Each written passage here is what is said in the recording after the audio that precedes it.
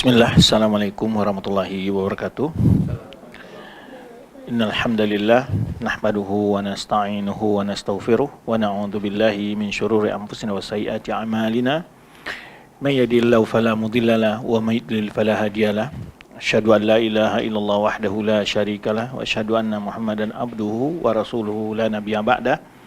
Amma ba'd fa inna ashrul hadits kitabullah wa khairul hadi Muhammadin sallallahu alaihi wasallam wa syarrul umuri muhdatsatuha wa kullu muhdatsatin bid'ah wa kullu bid'atin dhalalah wa kullu dhalalatin finnar. Yang kami hormati para jemaah yang mulia, baik ikhwan maupun akhwat, puji syukur kepada Allah SWT di kesempatan mulia ini kita dapat berjumpa. Semoga Allah SWT sentiasa memberikan taufik dan inayahnya, keberkahan kepada waktu dan umur kita, serta diberikan keistiqomahan kepada kita di dalam menjalankan agama yang mulia ini. Salawat dan salam buat Nabi kita Muhammad SAW. Semoga Allah SWT sentiasa memberikan pertolongan kepada kita untuk istiqomah di atas sunnah beliau.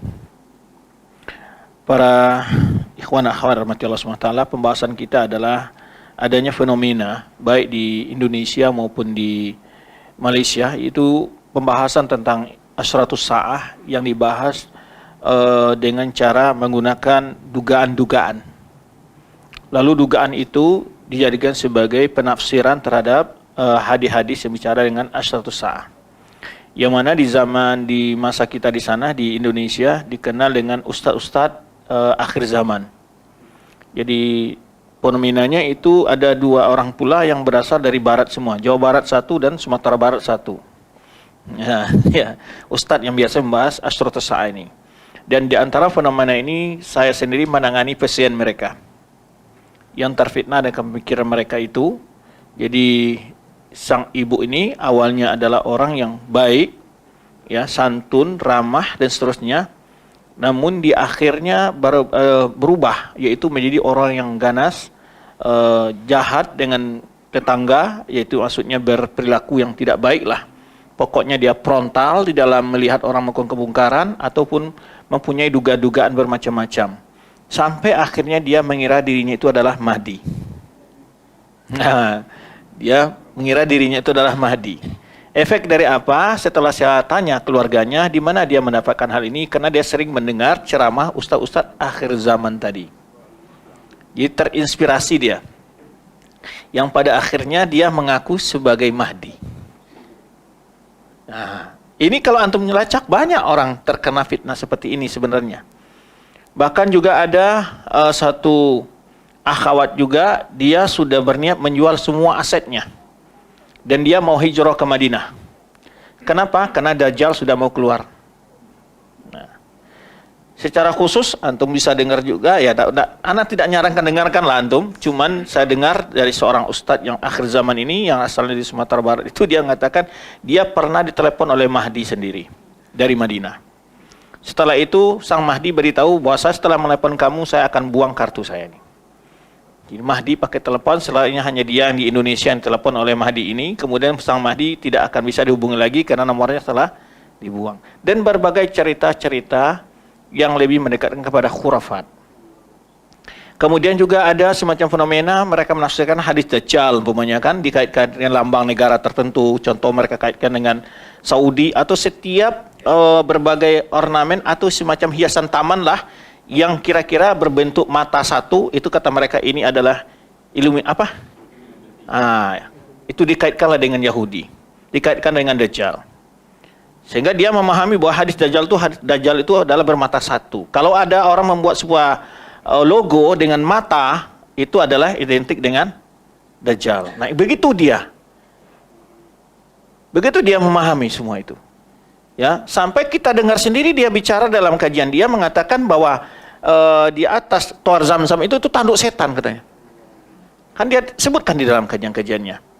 Jadi dia ini yang bahaya, yaitu menafsirkan menafsirkan nas-nas dalil-dalil tentang asyratus sa'ah itu dengan waqi' yang tidak ada hubungannya. Ya, kalau ketika munculnya Saddam Hussein dan juga ketika munculnya Taliban, itu Taliban itu kan benderanya hitam. Itu juga mereka bawa hadis-hadis tentang asyratus sa'ah ke sana. akan ada nanti yaitu bendera-bendera hitam dan sebagainya. Termasuk ISIS yang kemarin bendera juga hitam kemudian la ilaha itu adalah pasukan Mahdi. Nah, ada di antara mereka yang menafsirkan demikian. Ya, maka itu waktu itu saya masih belum buka kajian Asyatus Sa'ah, dan sekarang saya sudah buka satu kajian khusus setiap Jumat malam.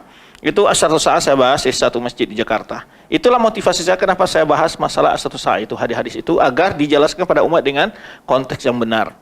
Makanya para ulama selalu mengingatkan, jangan pernah menafsirkan hadis-hadis Asyatus Sa'ah itu dengan kondisi kita, karena akan membawa efek yang berbahaya. Dan hal ini sebenarnya sudah lama terjadi, dan tidak sedikit orang-orang yang mengaku Mahdi itu sudah banyak. Ya, mengaku Mahdi, ya, kemudian dan bahkan disemakan zaman Khilafah Abbasiyah dan beruntut sampai akhir zaman kita ini juga, termasuk yang terakhir itu fitnah siapa namanya Juhaiman yang ada di Saudi Arabia. Ya, itu juga dia memprediksi dirinya adalah imam akhir zaman dan sebagainya. Banyak. Ya, termasuk di Malaysia dulu pernah juga Al-Arqam juga memprediksi gurunya yang itu juga sebagai Mahdi dan seterusnya. Nah, bahkan ada juga ustaz-ustaz mengatakan bahwa Mahdi itu akan muncul di Indonesia. Ini terlalu jauh ngawur-ngawurnya. Jadi ketika saya berdiskusi dengan ibu yang tadi terkena pemahaman tadi itu, saya tanya, ibu tahu Mahdi itu apa sifatnya? Laki-laki atau perempuan? Laki itu ibu. Memang Mahdi itu perempuan, ya kan? Dan perlu antum ketahui di akhir zaman itu pun syaitan pun bermain dengan hal ini. Banyak syaitan juga di akhir zaman. Makanya di akhir zaman nanti syaitan itu tidak menyembunyikan diri lagi kan. Kalau sudah dekat hari kiamat, antum melihat syaitan itu bertubuh kasar terlihat oleh manusia berjalan secara di jalan-jalan. Nah, maka syaitan ini biasanya banyak merusak orang-orang yang akidahnya tidak mantap. Contoh, pernah juga seorang ibu menelpon, dan kebetulan ibu ini adalah mengontrak rumah saya waktu itu di Indarung Padang. Ibu ini rajin salat malam. Cuman ketika di tengah malam dia berzikir, itu ada orang ikuti di luar. Suara terdengar jelas. Nah, dan kasus-kasus seperti ini banyak terjadi. Sehingga nanti kan ikutin setan itu akan memberikan bisikan-bising kepada dia. Bahwa kamu adalah begini. Termasuk sejarah bagaimana Lia Aminuddin yang tahu antum waktu itu mengaku pertama jadi Mahdi juga, kemudian menjadi Isa Maryam dan seterusnya. Kan sejarahnya begitu juga. Jadi beribadah tanpa diri oleh akidah yang kuat itu sangat mudah dijatuhkan oleh syaitan. Itu fitnahnya. Ingat kisahnya Abdul Qadir Jailani, seorang soleh yang dia juga diganggu oleh syaitan ketika syaitan itu masuk di lubang dinding rumahnya seperti cahaya, kemudian muncul, kemudian dia berkata kepada Abdul Qadir Jailani bahwa engkau telah sampai pada tingkat al-muttaqin, kemudian orang yang sudah bebas dari hukum-hukum syar'i, tidak perlu lagi beribadah. Apa kata beliau? Menjawab, ikhza ya syaitan, hengkanglah kamu hai syaitan. Kenapa dia tahu syaitan? Kalau kita nggak punya ilmu, kita senang. Wah, cahaya datang. Cahaya ini, dia baru untuk cahaya. Tentu kita akan kata ini Jibril atau apa, wahyu atau apa, kan toh? Cahaya yang bicara itu, cahaya. Ya, langsung bicara dia. Tapi karena dia punya ilmu, dia tidak bisa ditipu oleh syaitan. Bagaimana seorang ketakwaan orang tidak akan mengalahkan Rasulullah SAW? Apakah Rasulullah SAW berhenti dari beribadah kepada Allah? Tidak. Nah, itulah pentingnya. Kemudian kisah yang disampaikan oleh Syekh bin Baz, itu Taqiyuddin Al-Hilali, seorang ulama yang datang dari Al-Maghrib, ya, terkenal beliau ini, seorang ulama. Kemudian beliau dalam suatu perjalanan di Sahara, sholat malam. Tiba-tiba di hadapan beliau adanya awan putih, bulat. Tiba-tiba kemudian orang itu muncul seseorang dan ikut sholat di belakangnya. Namun ketika orang sudah berdiri di belakangnya, saya tidak mampu melanjutkan ayat yang paling hafal oleh saya sebenarnya. Tapi nggak bisa melanjutkan ayat itu. Ditanyakan oleh Syekh Taqiyuddin Al-Hilali kepada Syekh bin Baz rahimahullah ta'ala. Syekh bin Baz langsung katakan, itu adalah syaitan. Bukan malaikat. Itu adalah syaitan. Bagaimana tahunya syaitan? Kalau malaikat tidak akan menghalangi orang dari baca ibadah, dari baca Al-Quran tadi. Tidak akan mengganggu. Nah, kenapa ulama-ulama bisa menangkap hal itu? Karena pemahaman mereka dengan akidah. Maka itulah kita belajar apa itu sifat malaikat. Apa itu sifat iblis? Kita tahu. Contoh ketika ada syubhatnya di antara yang disebutkan oleh banyak sebetulnya kejadian itu dialami oleh orang, seperti yang kisahnya Li Aminuddin itu, dia katakan ketika sholat malam datang seseorang yang hitam berbadan besar kepadanya. Lalu dia katakan dia adalah Mahdi, ya kan? Kemudian dikatakan dia Maryam ibu Isa dan anaknya adalah Isa dan seterusnya. Banyaklah syubhat-syubhat ini, Pak. Tapi perlu kita ketahui, kalau kita tidak belajar sifat malaikat, di sana kita akan tertipu. Pertama, malaikat itu bukanlah hitam besar. Malaikat itu kalau datang ke para nabi dalam bentuk yang sangat menawan, indah, ganteng. Kemudian pasti dia tidak akan melakukan suatu hal-hal yang aneh-aneh seperti mengatakan orang ini Mahdi dan semuanya. Di mana? Kan jelas. Karena Mahdi itu bukan penunjukan dari malaikat, dalam hadisnya kan bukan begitu. Maka disebutkan Mahdi itu nanti akan keluar di antara mana dia. Terjadi huru-hara di akhir zaman, lalu dia lari ke Mekah dari Madinah. Lalu orang membaiatnya di antara Hajar Aswad dengan makam Ibrahim di sana. Ini bukan di Indonesia, itu keluar Madinah. Nah, kalau tidak ini tidak kita pelajari, kita akan banyak ditipu. Bahkan sebagian ustadz-ustadz yang membawa isu akhir zaman ini sekarang membuka perumahan lalu dijual oleh dia. Alasannya apa? Untuk menyelamatkan diri dari pengaruh apa?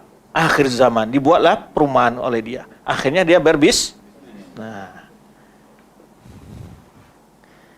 itulah efek ketika tidak belajar. Dan fitnah-fitnah ini orang-orang yang tanggung-tanggung belajar sangat mudah ditangkap oleh syubhat-syubhat seperti itu. Maka itulah di antara motivasi saya membuka kajian ya Asyratus Sa'ah di salah satu tempat di Jakarta. Mengingat pembahasan ini dibahas oleh banyak orang-orang yang melencengkan dalam menafsirkan hadis-hadis akhir zaman itu. Itu. Contoh disebutkan di akhir zaman nanti. Tongkat akan bicara, paha orang bicara, tali sendal bisa bicara. Kalau orang tidak mengerti dengan masalah ini, ketika tali sendalnya bicara kepada dia, sudah angkat diri dia. Saya ini wali berarti. Padahal biasa sudah dikabarkan Rasulullah SAW memang di akhir zaman akan ada macam-macam. Bahkan pohon ada yang berbicara. Sebenarnya di akhir zaman nanti ketika terjadi peperangan antara kaum muslimin dan Yahudi. Ya. Akan banyak hal-hal yang aneh di akhir zaman itu. Dan juga kita lihat banyak sekali ada pohon bertulis la ilaha illallah, ada awan yang mungkin diukir segala macam. Banyak hal yang akan aneh-aneh hadir. Antum lihat sekarang ada yang kucing dan anjing biasanya bermusuhan kan ada, dia berakrab. Kenapa? Semua di akhir zaman itu akan banyak keganjilan-keganjilan. Kalau orang tidak punya akidah yang benar, dia akan mengatakan ini ada sesuatu karamah ini. Nah, itulah pentingnya kita membahas tentang hadis Asyratus Sa'ah itu sesuai dengan panduan dan penjelasan para ulama. Maka ada kaidah yang harus diperhatikan. Yang pertama, kaidah tadi adalah at-tahdzir min at-ta'allum al-kadzib wal wala'u bil gharaib. Nah, maksudnya apa itu? Peringatan terhadap orang yang pura-pura orang berilmu tapi dia bohong. Dia menggambarkan dalam penampilan seorang yang bisa berbicara dalam ilmu, tapi pernyataan penjelasan banyak berisi hal-hal yang bohong. Kemudian adalah sifat yang kedua adalah suka mencari hal-hal yang aneh-aneh. Cerita-ceritanya adalah hal yang aneh-aneh diceritakan oleh dia. Ima tujuannya membuat orang fanatik dan takjub dengan dia atau menakut-nakuti orang. Ini hal yang harus kita waspadai. Ya, dia suka mencari pembahasan-pembahasan yang asing dan aneh-aneh, apalagi dengan perkara-perkara akhir zaman. Perkara akhir zaman. Nah, oleh sebab itu hati-hati. Yang perlu diperhatikan adalah perbuatan-perbuatan itu adalah orang menafsirkan dengan seenaknya tanpa panduan ulama dan menjelaskan hadis Asyratus Sa'ah itu akan terjebak ke dalam berbagai kesesatan. Contoh mereka mencela membangun gedung yang tinggi. Jadi asyaratus sa'ah itu terbagi. Tidak semua yang dijadikan alamatus sa'ah itu tercela. Tidak semua. Di antaranya ada tercela. Contoh, saya beri 2 contoh. Pertama, ada orang mengatakan haram membangun gedung-gedung tinggi. Kan ada juga ceramahnya Ustaz akhir zaman itu mencela. Sekarang di Mekah sudah ada bukti dibangunnya gedung-gedung tinggi. Diceritakanlah bagaimana Burj Khalifa dan semacam, dia celah. Nah, betul akan timbul, tetapi di situ tidak ada hukum dikatakan oleh para ulama bahwa membangun gedung-gedung tinggi itu adalah sebuah ketercelaan. Memang ketika Rasulullah SAW ditanya oleh Jibril, akhbirni anis sa'ah, Rasulullah menjawab, mal mas'ulu anha bi'alamin as-sa'il. Tidaklah ditanya lebih tahu dari yang bertanya. Wa akhbirni an amaratiha, beritahu aku tentang tanda-tandanya. Antara al-hufat al-urat ta'ala ri'a tatawuna fil munjar. Engkau melihat orang yang awalnya tidak bersendal, tidak berbaju, miskin, penggembala kambing, memiliki gedung-gedung yang menjulang. Mempunyai gedung yang menjulang. Itu tanda hari kiamat, betul. Tapi tidak bisa istimbat dari hadis ini bahwa membangun gedung-gedung tinggi itu adalah merupakan satu ketercelaan dalam agama. Dari mananya? Siapa yang mengambil hadis seperti itu? Ulama justru memahami hadis ini adalah bahwa di akhir zaman harta itu berada di tangan orang-orang yang tidak berpendidikan. Yang kedua adalah salah satu karena banyaknya orang-orang yang tidak berilmu, tidak berpendidikan, dia menjadi kaya raya. Ketika ini harta-harta berada pada orang yang tidak berpendidikan, ya, dia akan menghamburkan harta pada hal-hal yang merusak masyarakat. Itu penjelasan ulama tentang makna dari, yaitu orang yang awalnya tidak berbaju, tidak bersendal, miskin, penggembala kambing, lalu memiliki kekayaan yang luar biasa. Nah, ini contoh-contoh penafsiran saya katakan. Ada lagi orang yang mengatakan, mengambil juga dari hadis-hadis asyaratus sa'ah ini, contoh mengatakan, bolehnya perempuan safar tanpa mahram.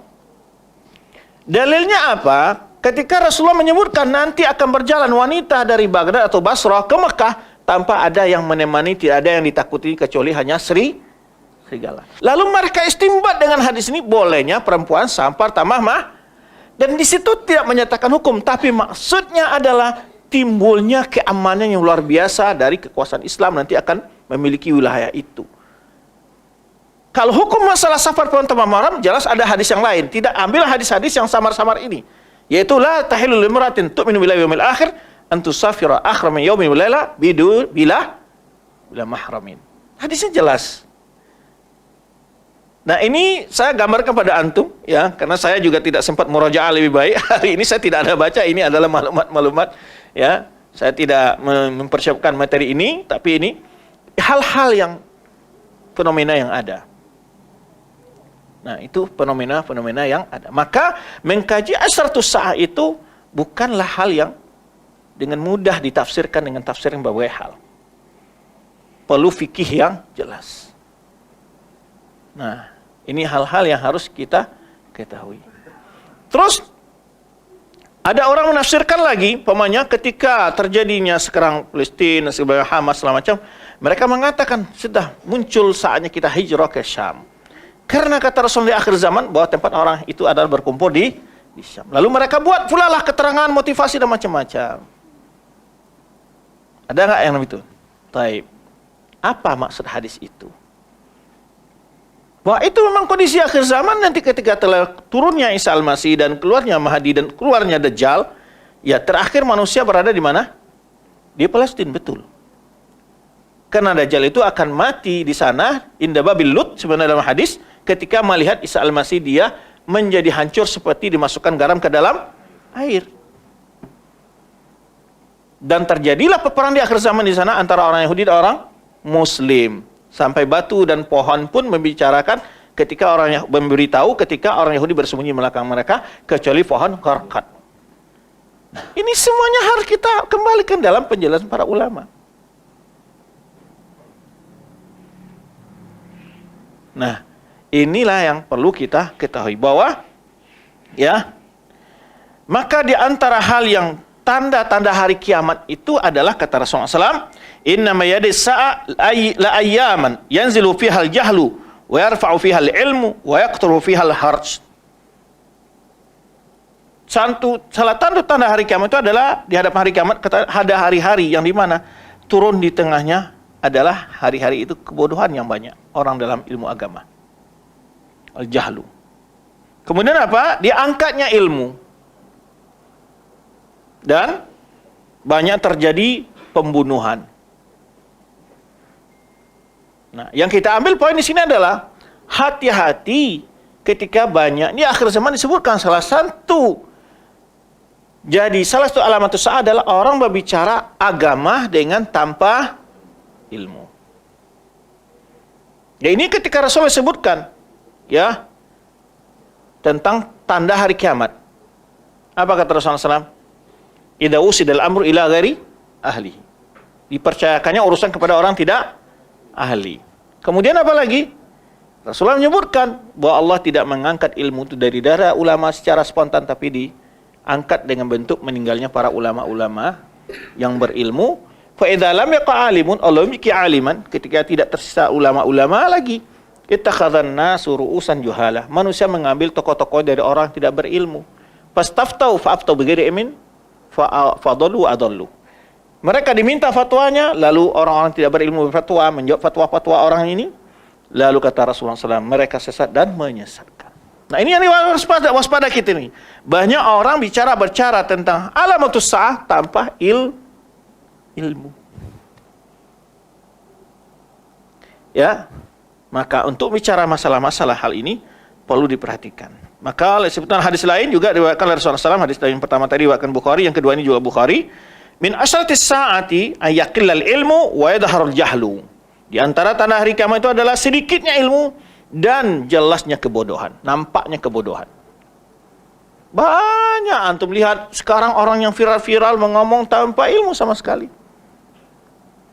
Ya, sampai ada seorang dai mengatakan Al-Quran itu tidak pernah dikumpulkan di zaman Nabi, baru dikumpulkan di zaman Utsman. Itu sudah keliru dia. Al-Quran itu dikumpulkan sama Nabi, dibukukan baru di zaman Utsman, bahkan dibukukan zaman Abu Bakar. Di zaman Utsman dibukukan menjadi satu bahasa Quraisy. Kalau dibukukan sudah semenjak zaman Abu Bakar Siddiq. Nah, hal-hal seperti ini banyak sekali yang orang keliru dalam memberikan informasi. Dan ini akan membuka celah bagi orang untuk tidak terpercaya dijaminnya Al-Quran itu dalam bentuk yang asli. Kan gitu. Berarti ada interpretasi sahabat dalam menyusun Al-Quran sebagainya. Kalau kita kata Al-Quran itu belum dikumpul, misalnya dikumpul di rumah Rasulullah SAW, kan ditulis. Lalu dikumpul di rumah Rasulullah SAW. Dan Abu Bakar kan manggil. Bukan hanya yang dikumpul di rumah Rasulullah SAW. Teori Abu Bakar dalam buku Al-Quran itu bukan hanya dari yang dikumpul di rumah Rasulullah, tapi juga dari sahabat yang mencatat wahyu yang terakhir dan mendengar wahyu yang terakhir dari Rasulullah SAW. Nah, banyak sekali sekarang ini orang berbicara. Ya, mungkin dia lupa dalam penjelasan, mungkin maksudnya belum dikumpul, maksudnya mungkin belum dibukukan. Beda antara dikumpul dan dibukukan. Nah, ini yang kadang-kadang meragukan kepada masyarakat. Nah, ini contoh-contoh betapa banyak hari-hari ini, ya, kita harus waspada dari orang-orang yang berbicara tanpa ilmu dalam fact yang dia bicarakan. Gitu. Baik, ada beberapa kaidah di sini. Di sini ada buku yang bagus. Ini kalau ada ustaz-ustaz di sini yang mau bicara nanti, ada buku namanya Fiqhu Asyratis Sa'ah. Fiqhu Asyratis Sa'ah. Itu fikih tentang Asyratus Sa'ah. Fikih tentang Asyratus Sa'ah. Ini buku bagus. Di sini dia membantah ada orang dai mengatakan umur dunia ini hanya terbatas sekian tahun, juga pernah dipiralkan. Nah, itu hadisnya jelas hadis Israel dan dhaif sekali. Bahkan ustadz yang ada di Indonesia mengatakan bahwa akan terjadi sudah hentakan keras hari Jumat bulan Ramadan, itulah hari kiamat. Itu kan tahunnya oleh dia. Dan sudah lewat harinya, sudah lewat tahunnya. Ini kan bagian dari apa namanya? Prediksi suatu hal yang gaib. Nah, ini bahaya. Ya. Maka di antaranya saya sebutkan tadi, kenapa motivasi saya membuka kajian ini di satu masjid di Jakarta, masalah fiqh sa'ah ini penyebabnya. Karena akhir-akhir ini banyak sekali menyebar, dan itu menjadi fitnah banyak orang, dan bahkan saya tahu banyak korban yang mereka itu sudah menjual asetnya segala macam, dan membeli perumahan-perumahan yang dibangun oleh ustaz-ustaz yang bicara akhir zaman tadi. Nah. Taib. Di sini disebutkan di sini tahdid umur dunia.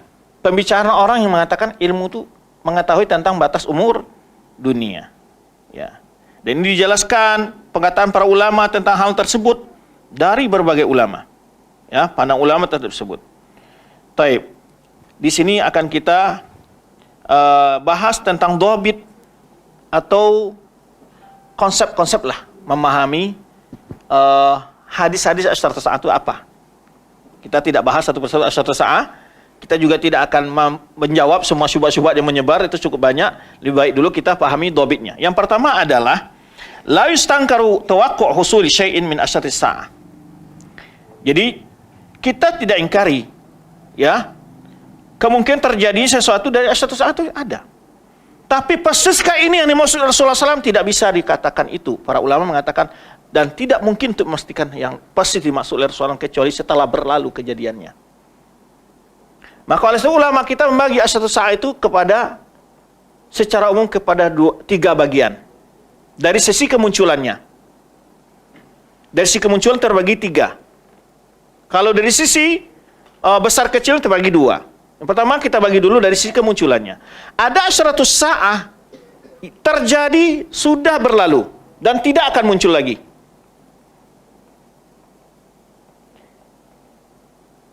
Contoh apa? Fathul Baitul Maqdis. Ya, Rasulullah mengatakan tidak akan terjadi hari kiamat sampai Baitul Maqdis dibuka. Apakah penaklukan Baitul Maqdis suatu hal yang buruk? Tadi yang saya katakan tidak semua asyratu sa'ah itu adalah tercela.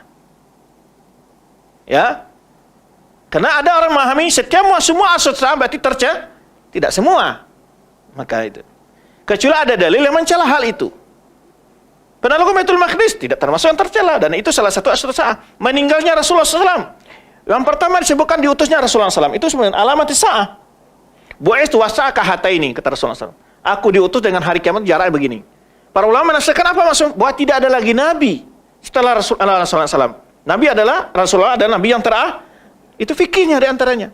Maka belum menggambarkan aku dengan satu begini sudah. Aku diutus hari kiamat sudah deh. Kemudian kedua apa? Wafatnya Rasulullah SAW. Bagian dari asyratu sa'ah. Kemudian penaklukan Baitul Maqdis.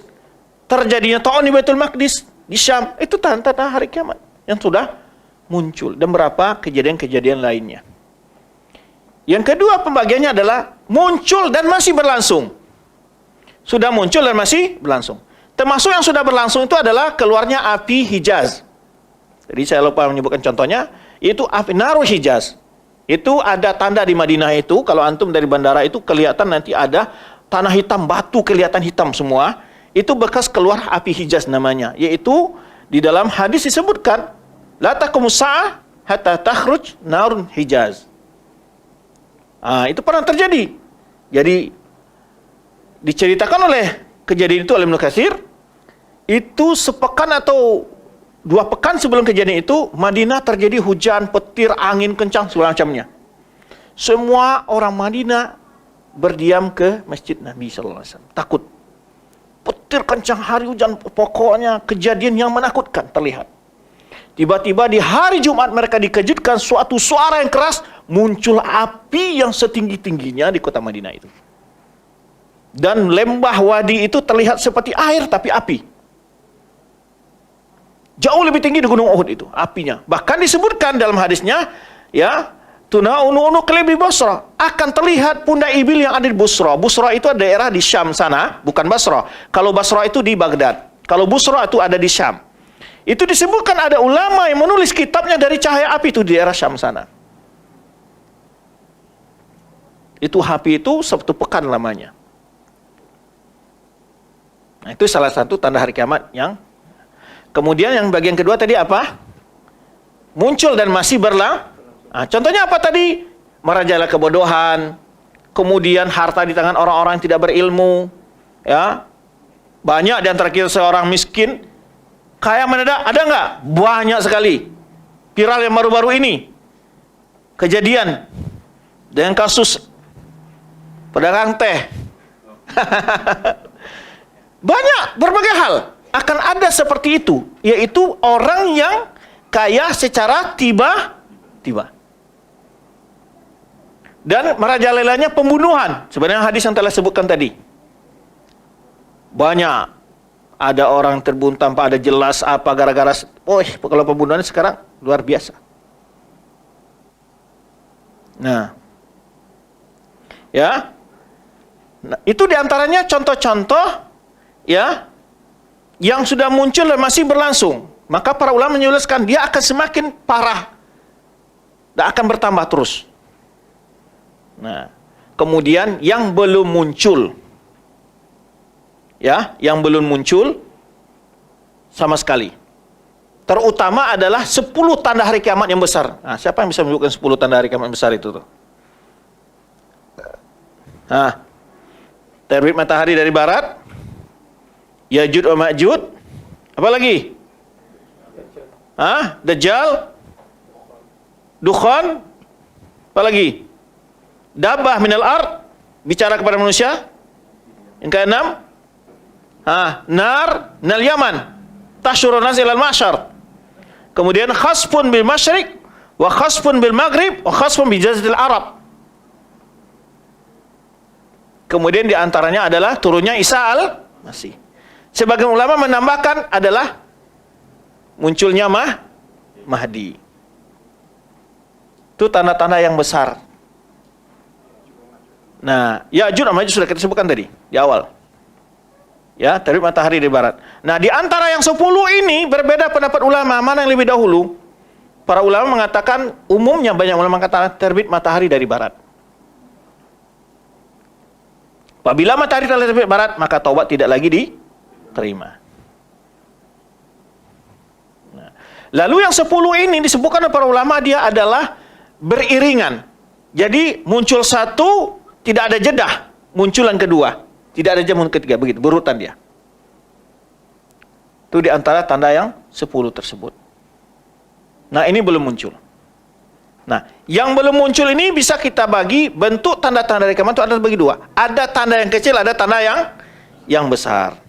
Yang umumnya yang sudah muncul dan sedang muncul itu baru yang kecil-kecil. Yang besar ini yang belum muncul terbagi dua. Ada yang kecil, ada yang besar. Yang kecil itu apa contoh nanti? Ada binatang yang bicara kepada manusia. Tadi yang kita sebutkan ujung tongkat orang bicara, tali sandal orang bicara. Coba bayangkan sama antum nanti itu. Sekarang saja belum begitu, ada saja air hitam keluar, orang ngali sumur dianggap air zam-zam. Betapa banyak fitnah-fitnah seperti itu. Bayangkan kebodohan itu. Jadi bayangkan sama antum kalau seandainya Dajjal keluar, siapa yang tidak akan bisa percaya dengan Dajjal? Sekarang ini tidak Dajjal yang keluar, banyak orang percaya dengan orang-orang yang membuat cerita-cerita bohong. Maka disitulah kenapa Rasul kita SAW menjelaskan fitnah-fitnah akhir zaman itu. Ini ada berapa pelajaran. Pertama adalah kita masih bisa membuktikan mukjizat Rasulullah SAW walaupun Rasulullah SAW telah meninggal. Karena beliau mengatakan tentang hal yang gaib dan itu terbukti seperti yang. Maka ini membuat kita yang kita mungkin tidak hidup di zaman Rasulullah SAW, tidak melihat mukjizat beliau, namun hari ini kita masih bisa membuktikan selain Al-Quran sebagai mukjizat yang paling besar, yaitu terbuktinya hal-hal yang gaib akan terjadi sebelum hari kiamat seperti yang diceritakan oleh Rasulullah SAW. Meyakinkan kita. Yang kedua adalah bentuk kasih sayangnya Rasulullah kepada umatnya. Supaya apa? Rasulullah SAW setiap menyebutkan ada fitnah, beliau menjadikan solusi. Contoh, beliau menyediakan akan muncul di tengah kalian pemimpin-pemimpin yang zalim. Dia akan meminta haknya kepada kalian dan tidak menunaikan haknya, kewajibannya kepada kalian. Lalu apa tindakan kami ya Rasulullah? Ketika Abu Huzaifah apa katanya? Tetap taat dan patuh dan mintalah kepada Allah hak kalian. Ya kayak gitu. Ya. Minta kepada Allah hak kalian. Hatta talqauni al-haud, sampai kalian bertemu denganku di telaga. Lah, kalau orang tidak fikih dalam masalah ini, berarti Rasulullah membiarkan kemungkaran di tanah penguasa. Tapi ini solusi. Rasulullah di sini memberikan solusi yang lebih aman. Bukan berarti membiarkan kemungkaran dari penguasa. Tapi kalau kalian melawan lagi, lebih buruk lagi terjadi.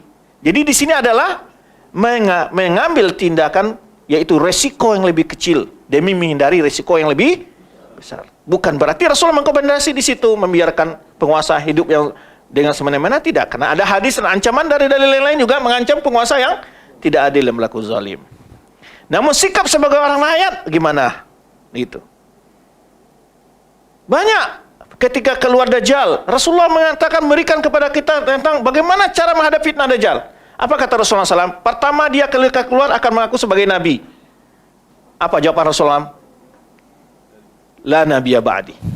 Tidak ada lagi nabi setelahku, kata Rasulullah SAW. Kalau ada yang mengaku nabi setelah Rasulullah, bagian dari Dajjal kan maka disebutkan, akan datang nanti setelahku 30 pembohong. Itu nabi-nabi palsu. Nah, itu yang pertama. Jawaban diberikan oleh Rasulullah SAW. Artinya apa? Rasulullah memberikan kepada kita, begitu sayangnya beliau, kejadian-kejadian sebelum hari kiamat yang akan dialami oleh umat beliau, beliau menjelaskan kepada umatnya apa solusi yang harus dilakukan, agar mereka tidak menjadi pelaku atau menjadi korban. Jadi kita belajar asyratus sa'ah bukan sekedar mendengar cerita, tapi betul ada fikih di dalamnya yang harus kita terapkan ketika muncul fitnah. Contoh Rasulullah menyebutkan akan terjadi fitnah. Al-qa'id khair minal qa'im, wal qa'im khair minal mashi, wal mashi khair minal jari. Kata Rasulullah akan datang fitnah kaqatul muslim, seperti malam yang gelap gulita. Disebutkan bahkan orang di pagi hari beriman, sore sudah tidak beriman. Di sore hari masih beriman, pagi hari tidak beriman. Lalu menyediakan solusi apa? Gimana kalau kalian supaya selamat itu? Orang yang duduk lebih baik daripada orang berdiri di masa fitnah itu. Orang berdiri lebih baik daripada orang berjalan lebih baik daripada orang berlari. Apa maksud dari itu semua? Bahwa semakin kalian jauh dari sumber-sumber fitnah itu, kalian lebih selamat. Jadi semua perkara-perkara yang membawa hari kiamat yang membawa fitnah, Rasul kita SAW memberikan solusi buat umatnya. Itu menunjukkan kasih sayangnya Rasulullah SAW pada umatnya. Ketika Dajjal datang, pertama dia mengaku nabi. Kata Rasulullah mengatakan, tidak ada lagi nabi setelah aku. Kemudian dia akan mengaku sebagai seorang Tuhan. Kalau aku Tuhan dia. Apa jawaban Rasulullah SAW untuk menjawab itu? Wa'alam annakum lan tarawna rabbakum hatta tamutu. Ketahuilah, kalian tidak akan melihat Allah di bumi ini, tapi kalian melihat Allah nanti setelah meninggal. Ketahuilah, seorang pun tidak akan melihat Allah di muka bumi ini, ya, sampai dia meninggal. Hatta tamutu. Itu jawaban.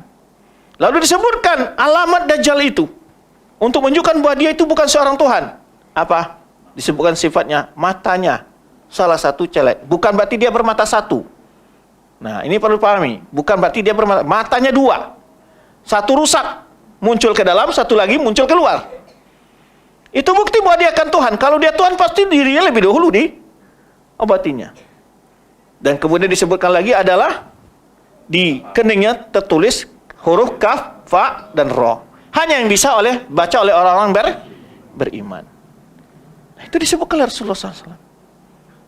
Maka di antara hikmahnya mempelajari asyratus sa'ah itu yang dilakukan, bukan memprediksi kejadian-kejadian itu dan mengambil sikap di luar fikih asyratus sa'ah tadi. Paham? Kalau Dajjal sudah keluar, mana saja bagian di muka bumi ini yang tidak tempuhnya dua, kota Makkah dan kota Madinah. Lalu kemana nih ustaz-ustaz akhir zaman buat permukiman di atas bukit, kemudian dianggap tidak satu pun selain Makkah dan Madinah yang tidak terjangkau oleh Dajjal. Bahkan ditunjukkan, sahabat bertanya, ya Rasulullah, kalau begitu, kan satu hari pertamanya berapa tahun? 40 tahun. Kemudian sama dengan 1 tahun. Kemudian 1 bulan, kemudian 1 Lalu sahabat bertanya, bagaimana kita sholat masa itu ya Rasulullah? Faqdirulah. Dikira-kira saja kalau sudah masuk waktu zuhur, sholat zuhur. Masuk waktu asar, sholat asar. Begitu sahabat, bagaimana harus mereka untuk beribadah kepada Allah. Gimana cara sholat waktu itu ya Rasulullah? Nah, ini semuanya kan fikih. Asyratus sa'ah. Itulah pembahasan, ini bahas oleh para ulama. Bukan dengan solusi cari pembahasan yaitu bisnis ekonomi dan sebagainya, menakuti-nakuti masyarakat dan sebagainya. Nah, itulah beberapa pembahasan yang dapat kita bahas singkat saja tentang asyratus saah tadi, bahwa penting bahwa tidak dimungkiri bisa saja asyratus saah itu mirip atau bagian dari asyratus saah yang besar itu. Nah, tapi tidak boleh langsung di justice selalu dipastikan bahwa persis dalam hadis yang dimaksud Rasulullah SAW. Nah, doa yang kedua adalah intiba ila nisbiyati az-zamaniyah 'inda al-kalam ala iqtirabis sa'ah. Ya. Maksud dekat hari kiamat itu nisbah zamaniyah itu harus hati-hati ketika bicara telah dekatnya hari kiamat. Taib. Kemudian yang ketiga adalah la yumkin isqatu nusus allati yatrukuha ihtimal 'ala al-waqi' muayyan illa ba'da uquwa wa inqidha'iha. Ini yang penting ini. Tidak boleh menjatuhkan nusus kepada suatu kejadian, ya, kemungkinannya ada suatu kejadian yang pasti kecuali setelah terjadi dan berlalu. Jadi ada satu peristiwa, oh inilah yang maksud oleh hadis Rasulullah SAW, tidak bisa. Maka disebutkan sini la yumkin isqatun nusus allati yatrukuha ihtimal. Tidak mungkin dijatuhkan sebuah dalil yang ada ihtimal di dalamnya tentang kejadian tertentu kecuali setelah terjadi dan berlalu. Illa wa'du'iha wa inqidha'iha. Dhabit yang keempat adalah ya ta'ayyan ala man yatakallam ala hadis. Ini dhabit yang keempat ini. Orang yang ingin bicara tentang hadis-hadis asyratus saah, dia harus mengumpulkan jalan-jalan hadis itu dan lafaz-lafaz hadis itu. Ya, lalu tidak memencarkan pembahasannya, tapi digabunglah hadis-hadis itu dalam supaya tahu penafsiran yang jelas. Tidak diambil satu hadis lalu tafsirkan, padahal ada hadis-hadis lain yang menjelaskan. Contoh umpamanya, ada orang mengatakan Rasulullah SAW menyebutkan dalam hadisnya bahwa karnus setan itu adalah di arah masyrik, atau keluarnya karnus setan itu adalah daerah Najd. Orang menafsirkan, ada sekarang orang menafsirkan bahwa masuk karnus setan itu adalah dakwanya Syekh Muhammad Wahab. Ada enggak? Taib. Coba kumpulkan lafaz hadis. Semua ahlul syurahul hadis, ahlul hadis semua mengatakan Najd ini maksud itu bukanlah Najd Hijaz, bukan Najd yang sekarang Riyadh, adalah Kufah, Basra, Baghdad, Irak, itu yang dimaksud. Karena dia berada di timur Madinah. Afidna hauna afidna yushiru ila masyarqil Madinah. Karena itu dataran tingginya adalah arah timurnya kota Madinah. Dan secara fakta sejarah, di mana muncul fitnah-fitnah yang besar? Ya di Baghdad dan Irak.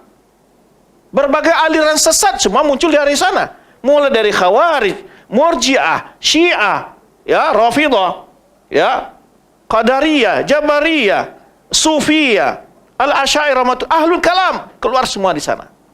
Belum lagi masalah politik. Hancurnya kekuasaan Islam di tangan Mongol. Di mana? Baghdad semua. Itu penafsiran ulama semua. Nah, kalau dia tidak mengumpulkan hadis, di situ dia akan salah menafsirkan. Ya? Nah. Kemudian adalah yang kelima adalah hasrul masad talaqi fi ma huwa hujjatun syar'iyyah. Mengumpulkan masdar-masdar yang menjadi sumber ilmu itu adalah hujjah syar'iyyah. Ya. Yang keenam adalah ma ushkila alaika faqilhu ila alimihi. Apa yang kamu tidak tahu tentang tafsir dan maknanya, serahkan pada orang yang berilmu. Jangan engkau coba mencarikan maknanya. Nah, itu berapa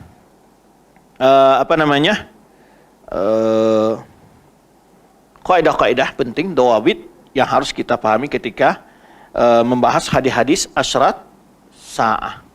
Sini banyak sekali pembahasan sebetulnya. Dia sebut di sini berbagai syubhat-syubhat disebutkan oleh orang-orang yang membahas asyrat sa'ah. Dan secara umum apa yang dibahas oleh Ustaz akhir zaman itu ada bantahnya dalam pembahasan kitab ini, yaitu Fiqh Asyratis Sa'ah. Ya, ditulis oleh Syekh Muhammad bin Ahmad bin Ismail Al-Muqaddam. Ini bagus ya untuk dibahas. Tapi saya tidak bahas kitab ini, saya bahasnya hadis-hadis tentang asyratus sa'ah. Tapi orang yang ingin membaca hadis-hadis serta kalau bisa jangan lewatkan membaca ini dulu. Karena di sini adalah panduan-panduan yang diberikan ketika membahas asyaratus sa'ah. Wallahu a'lam bishawab. Demikian saja yang dapat kita bahas. Terima kasih. Sudah jam berapa ini? Jam 9. Ada ruang soal jawab sedikit. Taib, tafadhal. Tak boleh banyak-banyak. Tak boleh banyak. Kalau ada soalan, satu dua. Ya. Ustaz, sekiranya ada di kalangan teman kita yang tahunya memang bagus mengikuti kajian salam, kemudian dia diuji dan terpengaruh. Seharusnya kalau kita sudah menasihati, jadi dia ke tahap menentang dan tidak mau, kemudian diperolok-olok pandangan ulama salam. Kiranya kalau ulama salam menyatakan garis panduannya tidak boleh dinyatakan secara jazam. Perkara ini adalah sama dengan hadis yang dimaksudkan. Dan kita berhati-hati di situ, kita beruji di situ.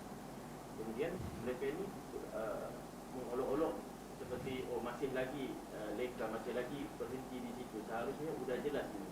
Tanda-tandanya sudah jelas. Jadi ulama salam masih lagi lambat, masih lagi terhenti di situ. Taib, dapatkah dia membuktikan salah satu bukti yang ulama salaf terlambat dalam masalah itu? Yang benar adalah pendapat ulama-ulama yang dia pegang.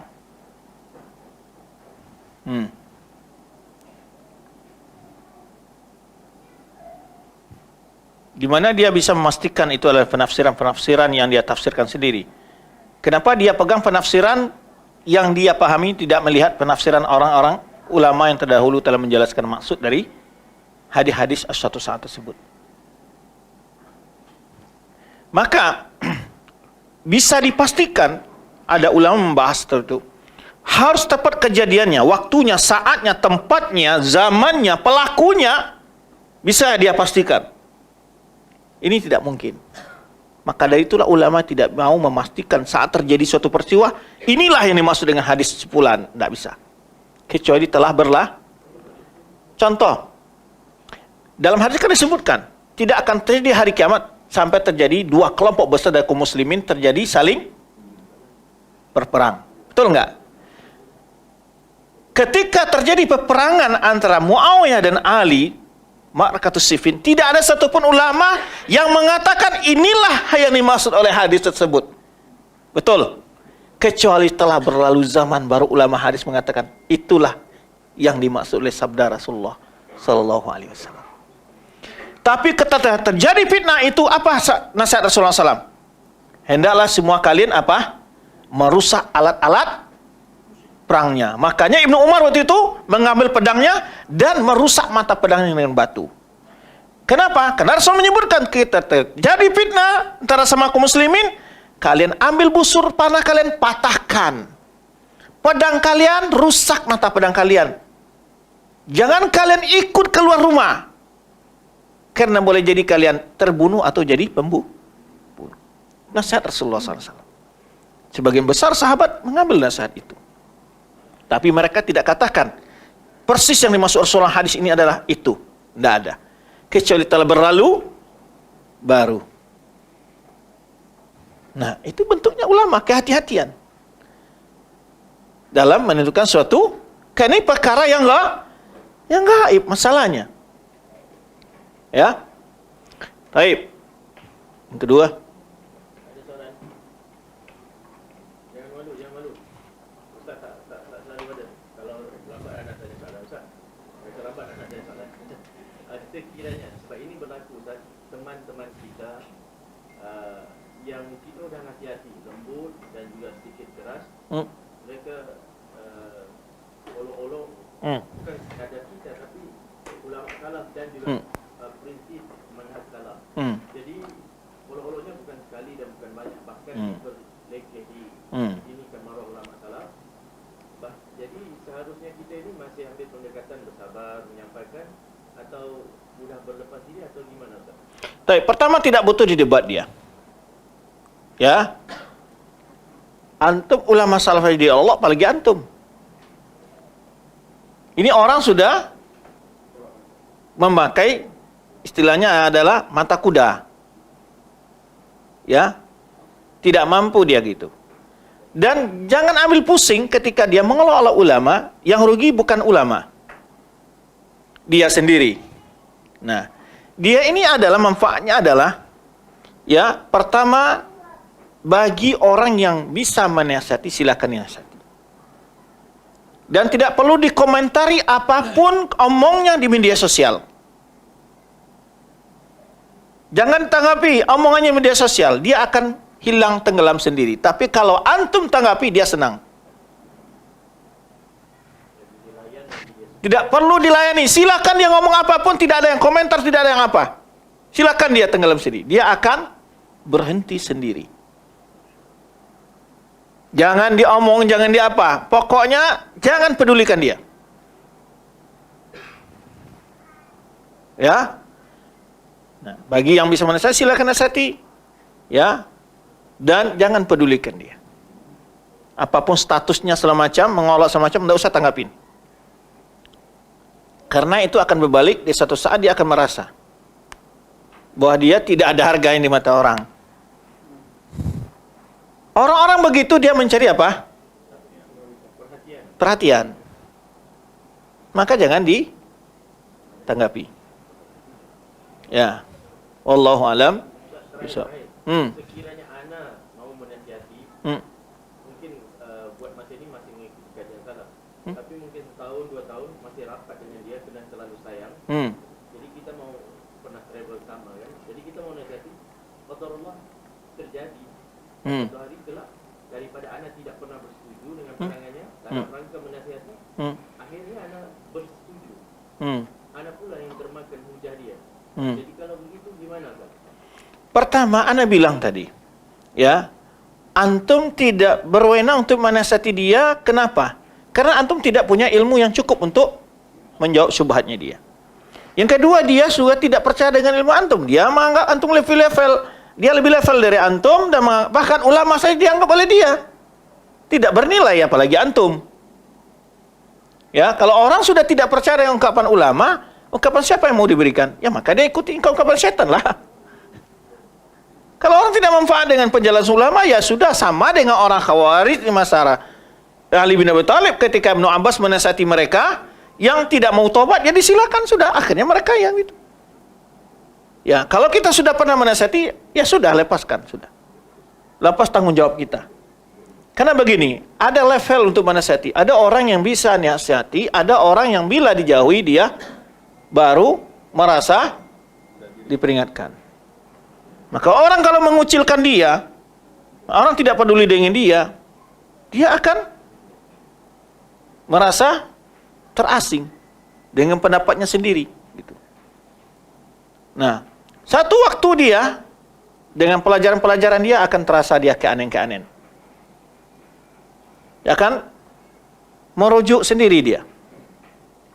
Maka tidak manfaat dengan orang-orang seperti itu, kecuali dia masih mencari kebenaran, dia mendapatkan syubhat, minta diberikan jawaban, bawa kepada orang berilmu. Jangan sesama kita penuntut ilmu saling berdebat, tidak ada gunanya. Itu akan debat kusir nanti. Karena dia juga akan debat dan debat.